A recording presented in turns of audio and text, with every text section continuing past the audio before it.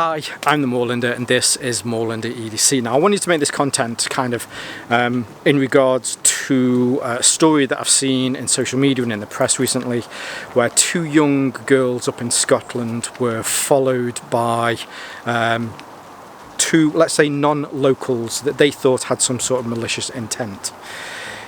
The two girls eventually clearly looked as though that they were cornered where they were hounded by this individual that was also recording them bizarrely whilst they were following them, at which point the younger of the two, I believe it's the younger of the two, pulled out a large knife and an axe.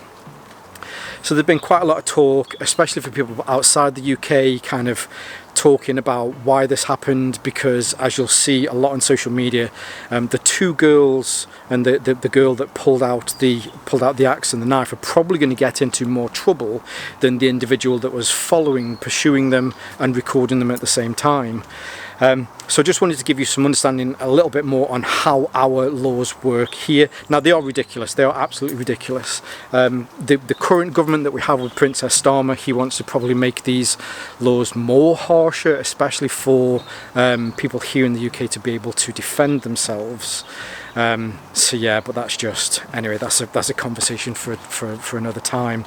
But then also wanted to give you some little bit of advice, especially because I know I do have some female viewers here, or even male viewers. You can take on this advice as well, on if you feel as though, or how to check if you are being followed, and then what to do if you are being followed.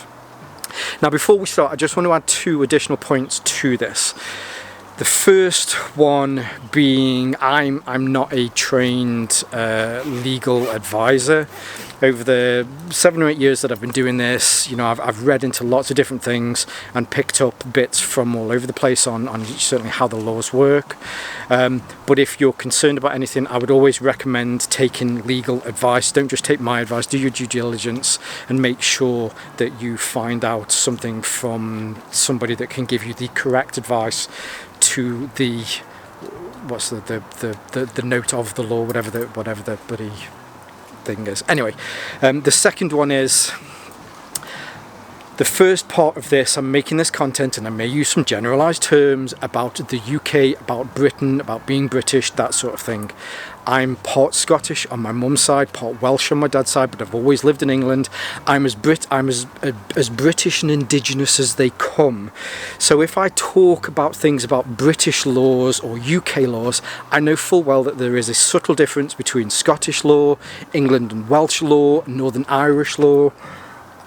Really, I'm just making this and maybe using some generalised language that will help people outside of the UK to understand the situation.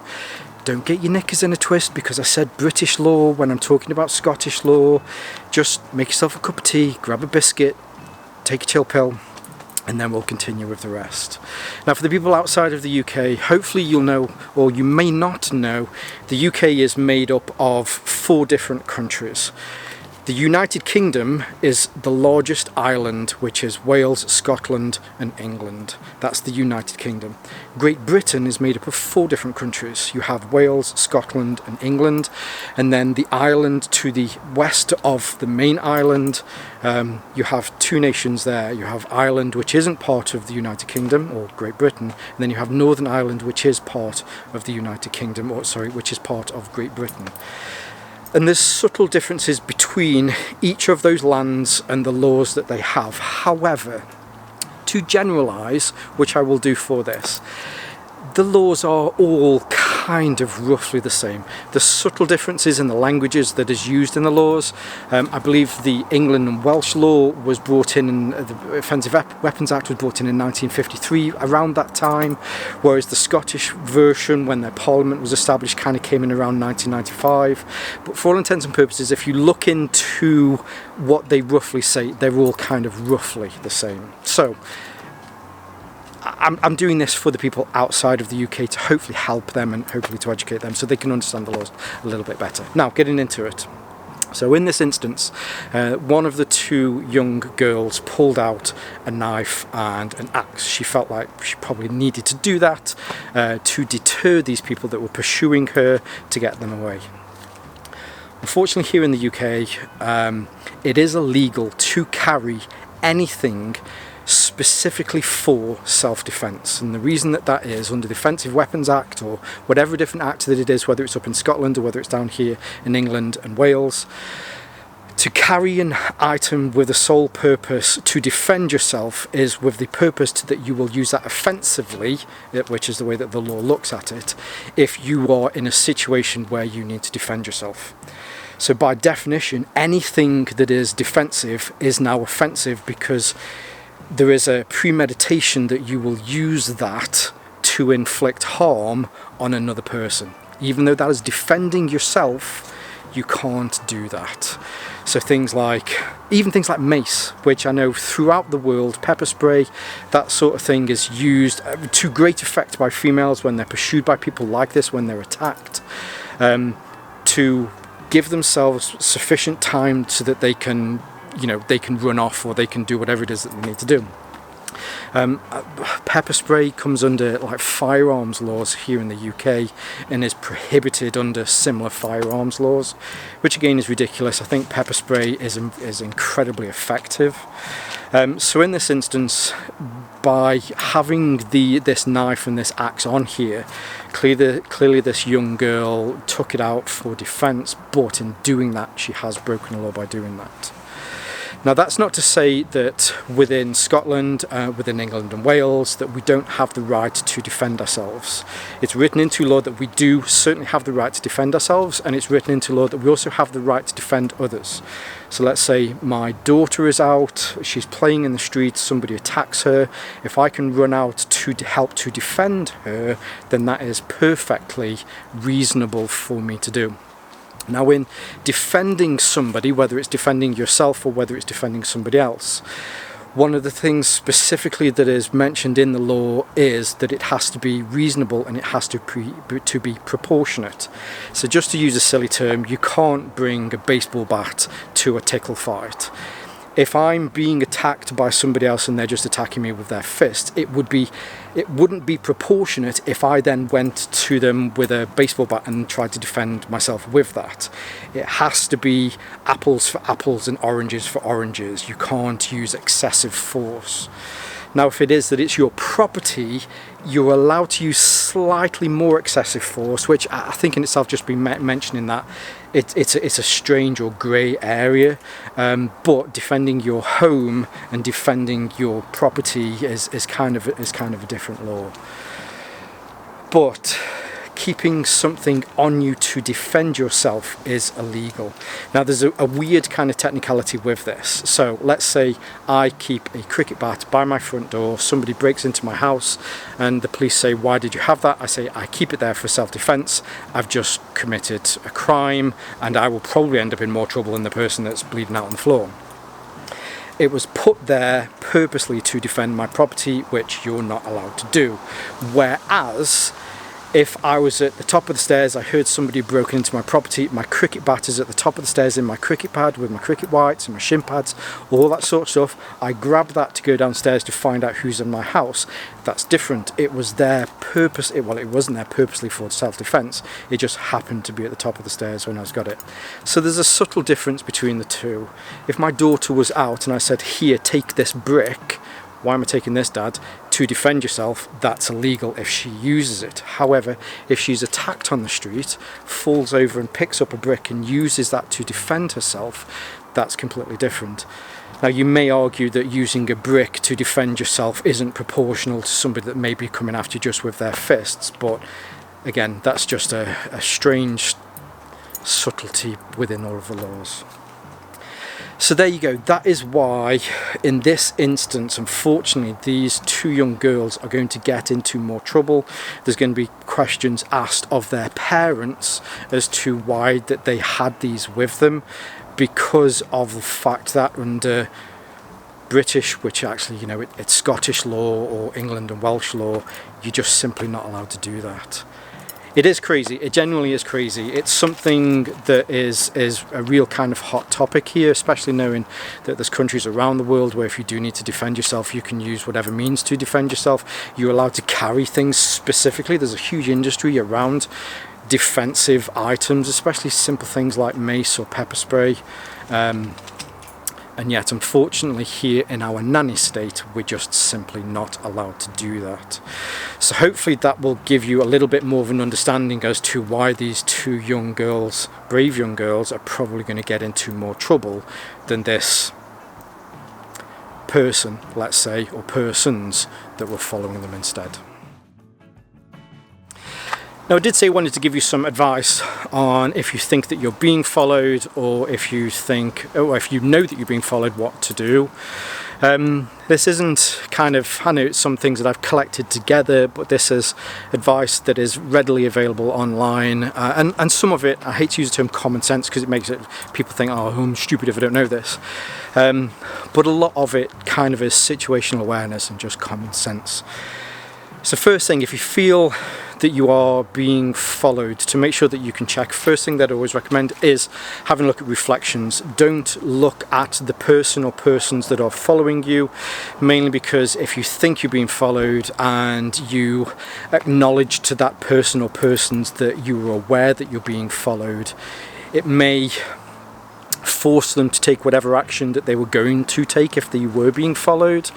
So don't look at them directly, but use things like reflections in shop windows, car doors, all of that sort of stuff, looking at them indirectly to check, to make sure that you can recognize the persons, the individual or individuals that you feel that you're being followed by, because that will make sense when we look at all of the other different ways in which you can then make sure to 100% be sure in your own mind that you are. So the next one would be things like changing your pace. We all walk naturally at a certain cadence whilst we're out and about. So first thing is very simple to do is just walk faster. Once you've walked faster, maybe for a couple of 100 meters, slow down, and I mean really slow down. If you notice that that person is keeping that same pace, keeping an equal distance between you, whether you've speeded up, whether you've slowed down, it's a good indication that that person is starting to follow you. Now with your pace, another good thing to do is just to stop walking. Pretend that you're looking into a window in a shop, maybe you're out and about in a town or something. Stop at a bus stop, stop at somewhere that it would make sense that you might possibly want to stop. Could even be a park bench, or if you're in a park, maybe, and there's some swings or something, I don't know, but just stop at somewhere. If you notice that that person then stops, they've kept a certain distance away from you and they're still looking at you, again, that's another indication that you probably are being followed. Another one which my daughter, so while she was out, her and her friends were followed by two individuals who eventually put balaclavas on and started vandalizing a place. They were followed, but they use this technique, and that is to start changing directions. So if you're walking through a town, whether you're walking through a city, even on small estates that you get around and about where people live, there's lots of little alleys, there's lots of different cul-de-sacs and closes. So whilst you're walking around, take unnatural direction changes. Just walk maybe 300-400 meters, turn left. Walk another 300-400 meters, turn left again. If by the time you've maybe made a few different alterations in the way that you're walking, and then you've eventually got back to where you were originally and that person is still following you, then there's a good chance that they definitely, yes, are following you.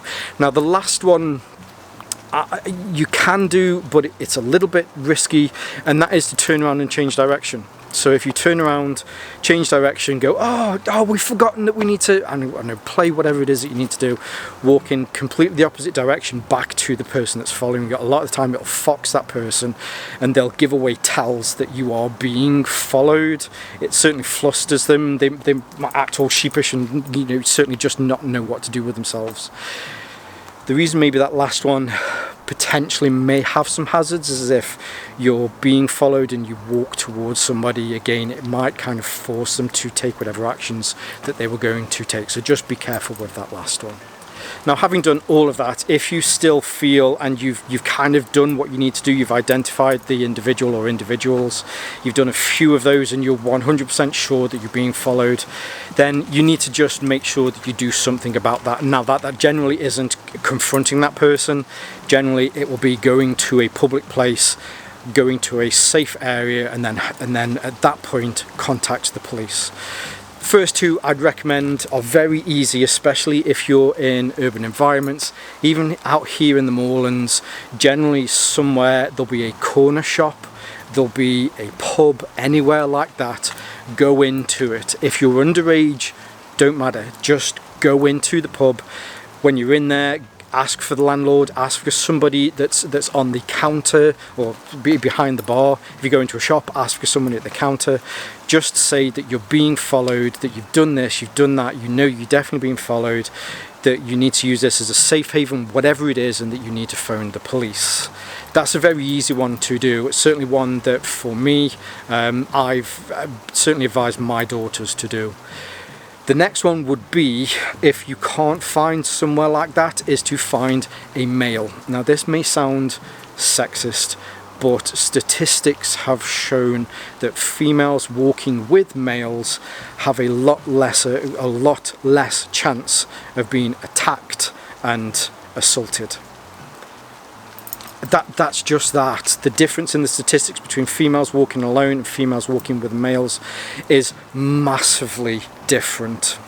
If you can find a male, go to a male, just talk to them, tell them that you're concerned that you're being followed. Groups of males, again, well, generally we do try to help. So, you know, the media may have tried to lie that males are bad, but we certainly aren't in most instances. Again, go to them, and then hopefully get to a point in which you can phone the police. If you can't find a male, find a large group of females. Again, statistics show that groups of females are better, especially if it's a larger group. Towns and cities, you know, there are larger, or at least there are more chances of you to be able to find a larger group of females. It's not wrong to say that generally a man may be able to overpower at least two females. So if there are 2 or 3 males following you, then you need to think about that. If you can find 6 or more females, then that will certainly help as well. Get to a situation where you can phone the police. Now, another one that I definitely recommend is, no matter where you are, if you're walking around an estate or something like that, and you think you're being followed, they're getting closer, you're worried that, or concerned that it's getting worse, just walk into somebody's house, knock on the door, act like you were supposed to be walking there in the first place. Whoever answers the door, tell them that you think you're being followed, ask if you can come in so that you can phone the police. I guarantee, unless someone is an absolute arsehole or a complete bellend, that they won't do that for you. If it's a male that answers the door or a female, no matter who it is, ask them if you can come in, close the door behind you, lock the door, phone the police. As you'll notice with most of these, it's trying to find somewhere that's safe so that you can eventually get to the point where you can phone the police. Using the situational awareness that we talked about before with those reflections, if you can get a good grasp on what these people, person, individual or individuals looks like, then that will mean that when you phone the police, you can give them a better description of who's following you, which then means that the police will hopefully be able to track those individuals down, find out why you were being followed. You can say, well, I turned left here, I turned right here, I did all of this, I walked down this street, I walked to here, we circled back on ourselves.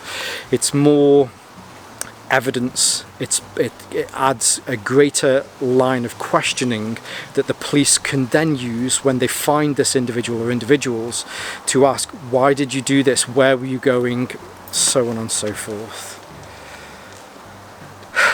I hope that helps. I really do hope that helps.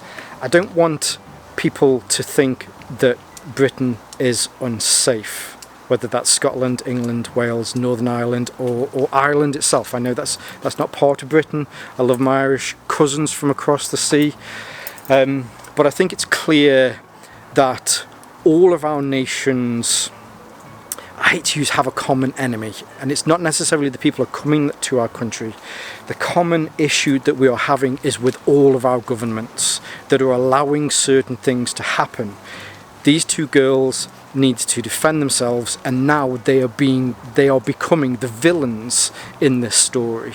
It's clear that the people that were following these 2 young girls from the way that they were talking to them, saying things like, come on, show me, it's clear that they knew and they were coaxing them to bring these weapons out so that they can play the victim and continue a story here in all of our lands that these people are always right and that we're wrong. And unfortunately, in most of these instances, the police tend to side with them. I'll always back the blue. The police do an incredibly difficult job, but unfortunately social media is not painting the police in a particularly good way at this moment in time. I know from friends that are police officers, they're not happy with the situation. There's a lot of stuff out there where you can see police talking about it. It's not easy. But I think, especially when you look at females talking in cities, that they are not happy with the situation, that every single day they are feeling more and more in danger, and that the security for them isn't there. So hopefully, well, I suppose there's two parts to this. I hope for the people outside of the UK that this helps to shed a little bit more light on why these two young females are probably going to end up in more trouble than these people that were following them. But then also for the people here in the UK, or even if you're not in the UK, if you're outside the UK, if some of those tips on how to check if you're being followed and what to do if you are being followed, I certainly hope they help and they make you feel a little bit more safe. Yeah. Such a weird one to be talking on a horribly rainy day like this, hidden underneath a conifer, trying to not be in the rain. Anyway, by the way, if Princess Starmer's Gestapo are watching this, this isn't trying to stir any sort of racial hatred. This piece of content is 100% made to be educational on how to stay safe in the terrible country that Princess Starmer and the Tories before him have made for us. So get effed, prick. Anyway, I didn't want to end on something like that, but I just have done anyway, haven't I? Right, okay, I'd love to hear where you are in the world, what sort of laws that you have that make us look ridiculously bloody like a nanny state.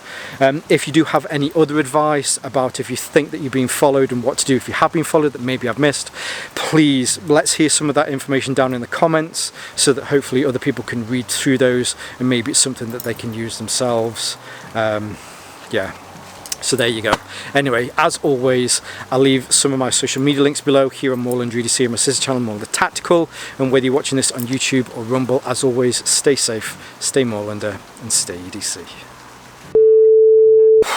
I feel like I got a bit too emotional towards the end there and calling Princess Starmer a prick, but we're at a point. I think there's certainly becoming a turning point in this country soon. And I don't like where it's going. It makes people emotional, and emotions kind of are really starting to flare at the moment. So I apologise about that last part if you're watching through to the bloopers, but I think a lot of us here are really struggling with the situation, and our government are gaslighting us and using public funded institutions like the BBC and all of the nonsense that still work there. They're using that to continue their fake government rhetoric and gaslight us even further, which again I've got a little bit too into the weeds there again, but anyway, you can see how frustrating it is, and I can imagine how frustrating it must have been for these two young girls. Yeah, anyway, cool. Normal service will resume this weekend, got some nice content coming up. Yeah, I will see you all soon. Stay safe out there.